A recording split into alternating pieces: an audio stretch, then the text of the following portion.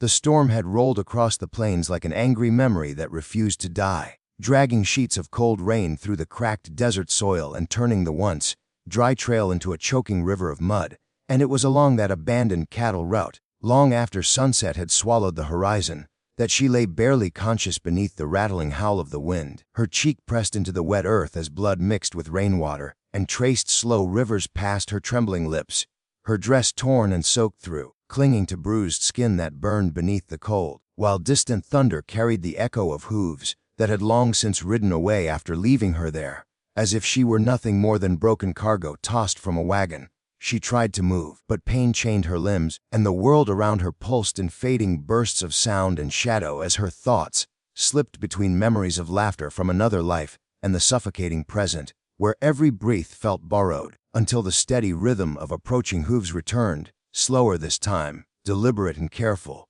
cutting through the storm like a heartbeat refusing to stop. And through the curtain of rain rode a lone cowboy, whose silhouette stood tall against lightning that cracked the sky open, his long coat whipping around his saddle, his hat pulled low to shield his eyes as his horse stepped cautiously through the mud as though it too sensed the fragile life crumpled ahead. And when he finally saw her, his posture stiffened, not with surprise but with the heavy recognition of cruelty he had witnessed too many times before. He dismounted without haste, tying his horse to a crooked mesquite branch before stepping closer, boots sinking slightly into the muck as he crouched beside her broken form, his gloved hand hovering uncertainly before gently brushing soaked strands of hair from her face, revealing eyes that fluttered open with fear sharpened by pain. And for a brief second she struggled weakly, trying to pull away from yet another stranger looming over her, but his voice reached her before panic could take hold, low and steady as the distant rumble of thunder, carrying an unexpected warmth that cut through the storm's cruelty.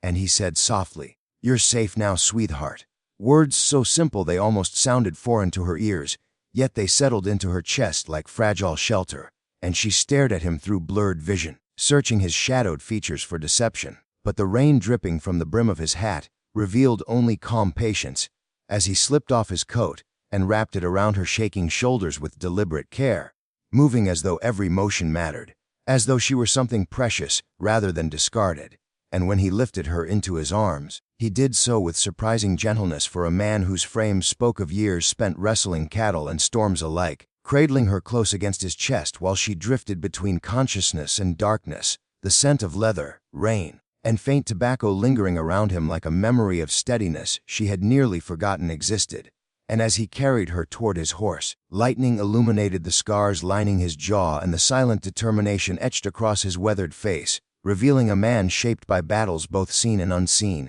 a man who rode alone not because he preferred solitude, but because the world had carved it into him. And when he mounted with her held securely in front of him, shielding her from the wind with his body, he guided the horse away from the trail she had been left to die on, riding toward the distant glow of a ranch house, barely visible through the storm, unaware that the fragile life trembling in his arms carried secrets and danger that would soon follow them both across the unforgiving plains. By the time the cowboy reached his ranch, the storm had softened into a steady drizzle that coated the land in a shimmering gray veil, and lantern light flickered warmly from the windows of the modest wooden house, standing alone against the vast prairie, its porch creaking softly beneath the weight of rain as he dismounted carefully, lifting her once more with unwavering support, while nudging the door open with his shoulder, revealing an interior scented with pinewood smoke and freshly brewed coffee left forgotten on the stove. And he laid her gently on a worn but clean sofa near the fireplace before quickly stirring embers back to life,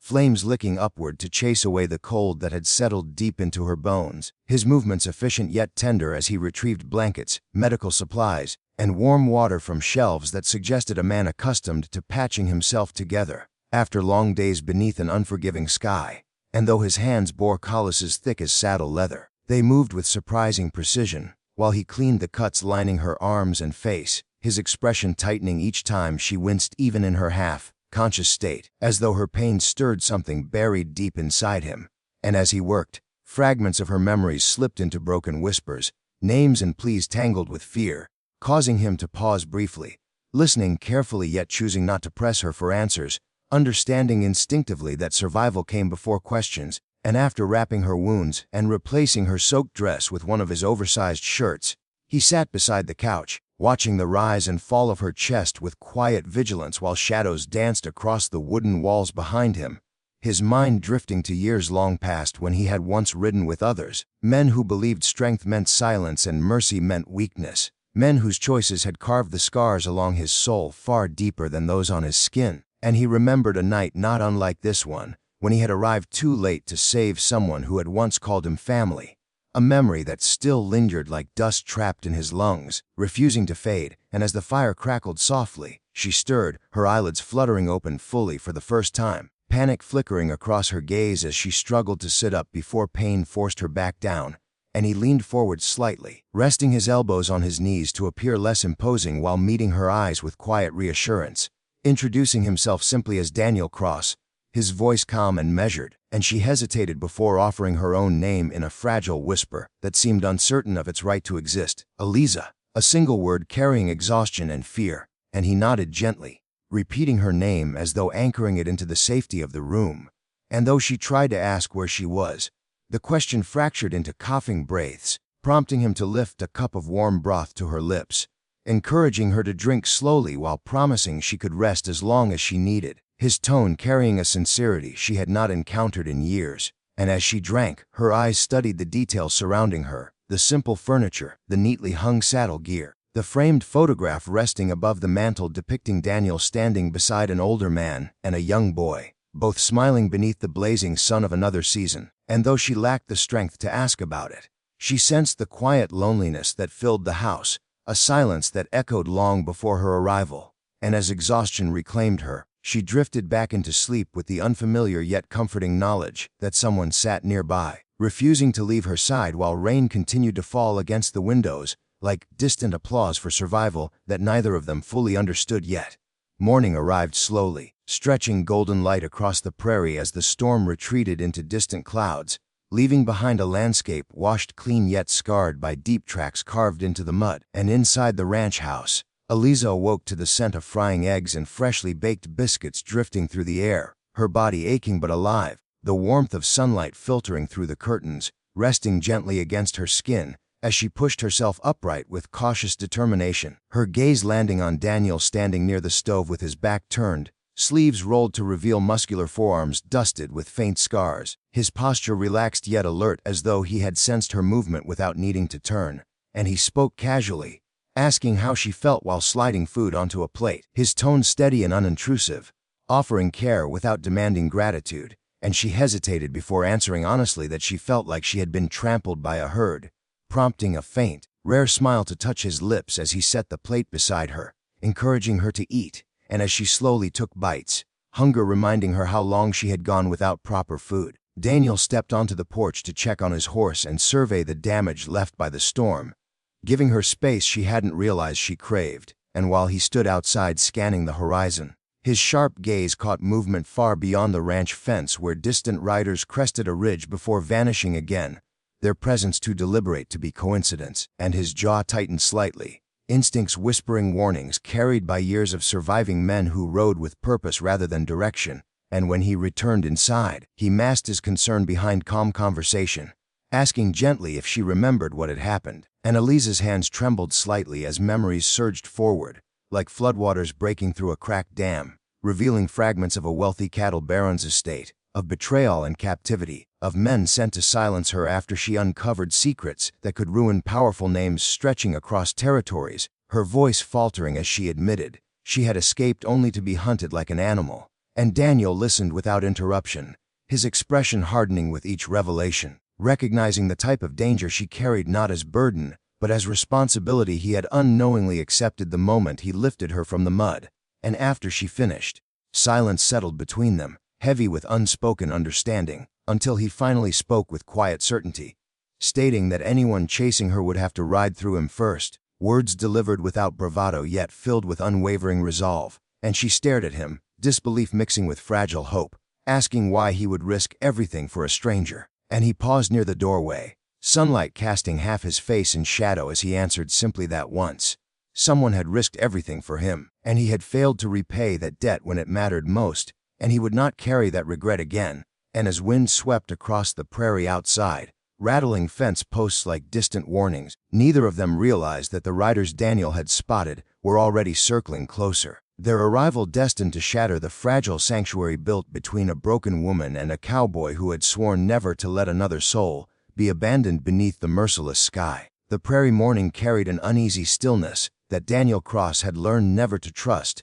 the kind of silence that settled before trouble rose like dust beneath pounding hooves. And as he stood at the ranch fence pretending to inspect a loosened rail, his sharp gaze swept the distant hills where the land rolled in long golden waves beneath the rising sun, his instincts tugging at him with quiet urgency as he recalled the silhouettes he had spotted the night before, riders who moved with the deliberate patience of wolves stalking wounded prey. And behind him inside the house, Eliza sat at the small wooden table clutching a chipped porcelain cup, filled with coffee she had barely tasted, her eyes fixed on the open doorway as if she feared Daniel might vanish if she blinked too long, her body still fragile beneath borrowed clothes, yet her mind racing with the knowledge that running had never truly freed her from the men who believed they owned her silence. And when Daniel finally stepped back inside, removing his hat and resting it on a hook beside the door, she sensed the tension beneath his calm exterior, the subtle tightening of his shoulders, the slight pause before he spoke, and he asked her carefully to describe the men who had chased her, every detail she could remember, prompting her to close her eyes as memories surged forward in jagged fragments, describing their dark coats, the brand burned into their saddle gear, and the cruel confidence carried by their leader, a man named Victor Hale whose name alone caused her voice to falter with dread, and Daniel's jaw stiffened slightly at the mention, recognition flickering across his weathered face as he turned toward the window overlooking the open land. Knowing Hale's reputation stretched across territories as a ruthless enforcer for powerful cattle empires that crushed opposition through fear and bloodshed, and though Daniel had spent years avoiding involvement in disputes that did not concern his quiet ranch life, he understood with growing certainty that Hale's arrival would not allow neutrality, because men like Hale never accepted unfinished business. And as Eliza finished speaking, she whispered that Hale believed she had stolen documents, exposing illegal land seizures and murder schemes tied to wealthy ranchers who sought to dominate the region. And Daniel remained silent for several moments before nodding slowly, as if confirming a truth he already suspected, and he walked toward the fireplace where his rifle rested above the mantel, lifting it down with deliberate calm, checking the chamber before placing it beside the door, his actions steady but final. And Eliza's breath caught as she watched him prepare for confrontation. She feared she had dragged to his doorstep, and she rose unsteadily from her chair, insisting she should leave before more blood was spilled because of her. But Daniel turned toward her with quiet authority, reminding her that the storm had not spared her once, and he would not send her back into one now, his voice firm yet gentle, carrying a weight of promise rather than command. And before she could respond, the distant rumble of approaching hooves shattered the fragile morning peace, echoing across the prairie like thunder rolling toward the ranch. And Daniel moved swiftly toward the window, counting silhouettes cresting the ridge, 4 riders spreading apart strategically as they descended toward his property, their approach slow enough to signal confidence, fast enough to signal intent. And he inhaled deeply, glancing once toward Eliza whose face had drained of color as recognition confirmed her worst fear. And he spoke quietly, instructing her to remain inside no matter what happened, while he stepped onto the porch with rifle resting loosely in his hands, his stance relaxed yet unyielding as dust clouds swirled beneath the hooves of the men who had ridden across miles of land to reclaim the secret that now stood trembling behind his door. Victor Hale dismounted with theatrical calm as his horse snorted beneath the rising sun, his tall frame wrapped in a black duster coat that moved like a shadow around his boots, his sharp features carved by years of violence he wore as easily as a smile, and his eyes locked onto Daniel with predatory curiosity as he removed his gloves finger by finger, each movement deliberate, as though savoring the moment before conflict ignited, while his men fanned out behind him, hands resting casually near holstered weapons, their relaxed posture masking readiness born from countless brutal confrontations. And Daniel remained still on the porch steps, rifle held loosely yet positioned with deadly precision, his expression unreadable beneath the brim of his hat, as Hale greeted him with mocking politeness, claiming he was simply searching for lost property that had wandered onto the wrong ranch. And Daniel replied evenly that no lost property had been reported on his land, his voice carrying calm defiance that caused Hale's smile to thin into something colder. And Hale stepped closer, boots crunching against gravel as he studied Daniel's face more carefully, recognition dawning as he murmured Daniel's name with faint amusement, recalling rumors of a former trail boss who had vanished years ago after a massacre that left several powerful men dead, and Daniel's eyes darkened slightly at the memory, confirming without words that the past Hale referenced was not myth but truth, and tension crackled between them as wind swept across the prairie, tugging dust and dry grass into spiraling patterns around their boots, and Hale leaned closer, lowering his voice into something almost conversational as he revealed that Eliza carried evidence capable of destroying alliances